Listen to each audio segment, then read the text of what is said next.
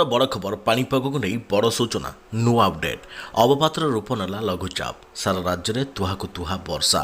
ତେବେ ଲଘୁଚାପ ବଢ଼ାଇଲାଣି ବାତ୍ୟା ଭୟ ଏପଟେ ବନ୍ୟା ଆଶଙ୍କା ପ୍ରସ୍ତୁତ ରୁହ 17 ଜିଲ୍ଲାପାଳଙ୍କୁ ମୁଖ୍ୟମନ୍ତ୍ରୀଙ୍କ କଡ଼ା ନିର୍ଦ୍ଦେଶ ପ୍ରବଳ ବର୍ଷା ପାଇଁ ଆଜିଠାରୁ ସ୍କୁଲ ଛୁଟି ତେବେ ଜାଣିବା ସମ୍ପୂର୍ଣ୍ଣ ଡିଟେଲ୍ସ ଇନଫର୍ମେସନ୍ ପାଣିପାଗକୁ ନେଇ ତା ପୂର୍ବରୁ ଭିଡ଼ିଓକୁ ଲାଇକ୍ କରନ୍ତୁ ଯଦି ପାରୁଛନ୍ତି ଆପଣଙ୍କର ସାଙ୍ଗସାଥୀମାନଙ୍କୁ ଭିଡ଼ିଓଟିକୁ ସେୟାର କରିନିଅନ୍ତୁ ଯଦି ଫ୍ରେଣ୍ଡସ୍ ଆପଣମାନେ ଆମର ଏହି ଚ୍ୟାନେଲରେ ନୂଆ ଏହି ଭିଡ଼ିଓ ଦେଖୁଛନ୍ତି ପୂର୍ବରୁ କେବେ ବି ସବସ୍କ୍ରାଇବ୍ କରିନାହାନ୍ତି ତେବେ ନିହାତି ଚ୍ୟାନେଲକୁ ସବସ୍କ୍ରାଇବ୍ କରିବା ସହିତ ପାଖରେ ଆସୁଥିବା ବେଲ୍ ଆଇକନ୍କୁ ବଜାୟ ରଖିଥାନ୍ତୁ ତେବେ ବଙ୍ଗୋପସାଗରରେ ସୃଷ୍ଟି ହୋଇଥିବା ଲଘୁଚାପ ଅବପାତର ରୂପ ନେଲା ଉତ୍ତର ପଶ୍ଚିମ ଓ ପାର୍ଶ୍ୱବର୍ତ୍ତୀ ପଶ୍ଚିମ ମଧ୍ୟ ବଙ୍ଗୋପସାଗରରେ ଦକ୍ଷିଣ ଓଡ଼ିଶା ଓ ଉତ୍ତର ଆନ୍ଧ୍ରପ୍ରଦେଶ ଉପକୂଳ ନିକଟରେ ଅବପାତରେ ପରିଣତ ହୋଇଛି ଏହି ଅବପାତ ପଶ୍ଚିମ ଦିଗକୁ ଗତି କରୁଛି ଆଜି ସକାଳେ ପୁରୀ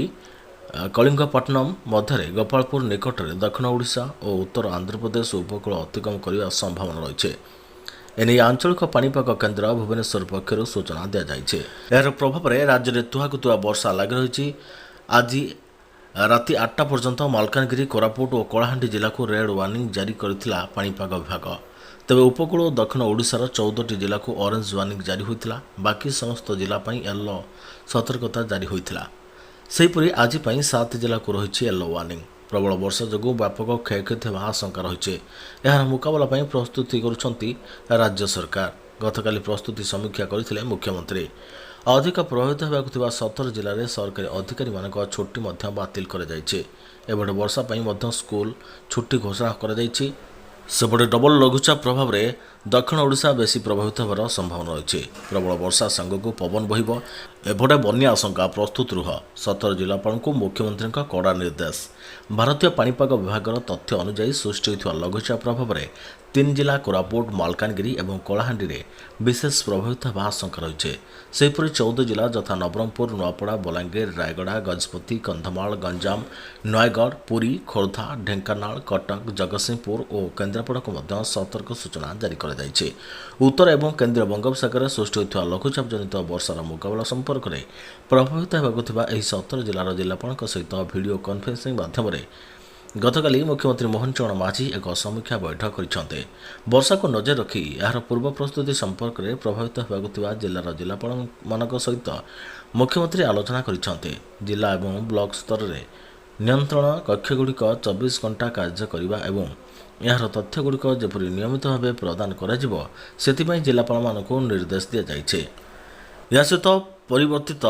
ପରିସ୍ଥିତି ଦେଖି ଆବଶ୍ୟକ ପଦକ୍ଷେପ ନେବାକୁ ପରାମର୍ଶ ଦେଇଛନ୍ତି ଲଘୁଚାପ ଜନିତ ବର୍ଷା ଏବଂ ପରିସ୍ଥିତିର ମୁକାବିଲା କରିବା ପାଇଁ ପ୍ରସ୍ତୁତ ରହିବାକୁ ମୁଖ୍ୟମନ୍ତ୍ରୀ ନିର୍ଦ୍ଦେଶ ଦେଇଛନ୍ତି ସେ ନିର୍ଦ୍ଦେଶ ଦେଇ କହିଛନ୍ତି ପ୍ରବଳ ବର୍ଷା ଯୋଗୁଁ ସହରାଞ୍ଚଳ ସମେତ ବିଭିନ୍ନ ସ୍ଥାନରେ ବନ୍ୟା ପରିସ୍ଥିତି ସୃଷ୍ଟି ହୋଇପାରେ ଏପରି ପରିସ୍ଥିତିର ମୁକାବିଲା କରିବା ପାଇଁ ଡ୍ରେନେଜ୍ ଇଞ୍ଜିନିୟର ଏବଂ ଅଧିକାରୀମାନଙ୍କୁ ସହାୟକ କର୍ମଚାରୀ ଏବଂ ଯନ୍ତ୍ରପାତି ସହିତ ପ୍ରସ୍ତୁତ ରହିବା ଆବଶ୍ୟକ ଏହି ସମୟରେ ଜଳବନ୍ଦୀ ସମ୍ମୁଖୀନ ହେବା ସମ୍ଭାବନା ଥିବା ଅଞ୍ଚଳରୁ ପାଣି ନିଷ୍କାସନ ପାଇଁ ସହରାଞ୍ଚଳ ସ୍ଥାନୀୟ ସଂସ୍ଥାଗୁଡ଼ିକ ପକ୍ଷରୁ ଆଗୁଆ ବ୍ୟବସ୍ଥା କରିବାକୁ ମୁଖ୍ୟମନ୍ତ୍ରୀ ନିର୍ଦ୍ଦେଶ ଦେଇଛନ୍ତି ଏଥିସହିତ ଦାୟିତ୍ୱରେ ଥିବା ଇଞ୍ଜିନିୟରିଂ କର୍ମଚାରୀମାନେ ନଦୀ ଓ କେନାଲ ବନ୍ଧର ଦୁର୍ବଳ ସ୍ଥାନଗୁଡ଼ିକ ଉପରେ କଡ଼ା ନଜର ରଖିବାକୁ ଜିଲ୍ଲାପାଳମାନଙ୍କୁ ପରାମର୍ଶ ଦେଇଛନ୍ତି ତୁରନ୍ତ ସହାୟତା ପାଇଁ ଓଡ୍ରାଫ୍ ଏବଂ ଅଗ୍ନିଶମ ସେବା ୟୁନିଟ୍ଗୁଡ଼ିକୁ ପୂର୍ଣ୍ଣ ପ୍ରସ୍ତୁତ ବିଶେଷ କରି ତଳିଆ ଅଞ୍ଚଳ କିମ୍ବା ଯେଉଁଠାରେ ବନ୍ୟା ଆଶଙ୍କା ଯାହାକି ଫ୍ଲାସ୍ ଫ୍ଲଡ୍ ରହିଛି ଏବଂ ଅନ୍ୟାନ୍ୟ ଆବଶ୍ୟକ ସ୍ଥାନରେ ୟୁନିଟ୍ଗୁଡ଼ିକୁ ନିୟୋଜିତ କରିବା ପାଇଁ ନିର୍ଦ୍ଦେଶ ଦେଇଛନ୍ତି ଏଥିସହିତ ପାହାଡ଼ିଆ ଅଞ୍ଚଳରେ ଭୂସ୍ଖଳନର ସମ୍ଭାବନା ଥିବାରୁ ଉକ୍ତ ଅଞ୍ଚଳଗୁଡ଼ିକୁ ଚିହ୍ନଟ କରି କ୍ଷେତ୍ରୀୟ କର୍ମଚାରୀମାନଙ୍କୁ ପ୍ରସ୍ତୁତ ରହିବାକୁ ଜିଲ୍ଲାପାଳମାନଙ୍କୁ କୁହାଯାଇଛି ବିଶେଷ କରି ମାଲକାନଗିରି ଜିଲ୍ଲାରେ ଅଧିକ ସତର୍କତାମୂଳକ ପଦକ୍ଷେପ ନେବାକୁ ମୁଖ୍ୟମନ୍ତ୍ରୀ ପରାମର୍ଶ ଦେଇଛନ୍ତି ବହୁମୁଖୀ ବନ୍ୟା ବାତ୍ୟା ଆଶ୍ରୟସ୍ଥଳୀଗୁଡ଼ିକ ବ୍ୟବହାର ପାଇଁ ପ୍ରସ୍ତୁତ ରଖାଯାଇଛି ଏବଂ ସେଥିରେ ଖାଦ୍ୟ ଓ ଅନ୍ୟାନ୍ୟ ଆବଶ୍ୟକ ଦ୍ରବ୍ୟ ମଧ୍ୟ ମହଜୁଦ ରଖାଯାଇଥିବା ବୈଠକରେ ସୂଚନା ଦିଆଯାଇଛି ଆବଶ୍ୟକ ସ୍ଥଳେ ତଳିଆ ଅଞ୍ଚଳରୁ ଲୋକଙ୍କୁ ଆଶ୍ରୟସ୍ଥଳକୁ ନେଇ ରନ୍ଧା ଖାଦ୍ୟ ଦେବା ପାଇଁ ମୁଖ୍ୟମନ୍ତ୍ରୀ ପରାମର୍ଶ ଦେଇଛନ୍ତି ବିଭିନ୍ନ ଅଞ୍ଚଳରେ ଆବଶ୍ୟକ ଔଷଧପତ୍ର ସାପ କାମୁଡ଼ା ଇଞ୍ଜେକ୍ସନ ଗୋଖାଦ୍ୟ ଓ ଅନ୍ୟାନ୍ୟ ପଶୁ ଖାଦ୍ୟ ଯଥେଷ୍ଟ ପରିମାଣରେ ମହଜୁଦ ରଖିବାକୁ ନିର୍ଦ୍ଦେଶ ଦିଆଯାଇଛି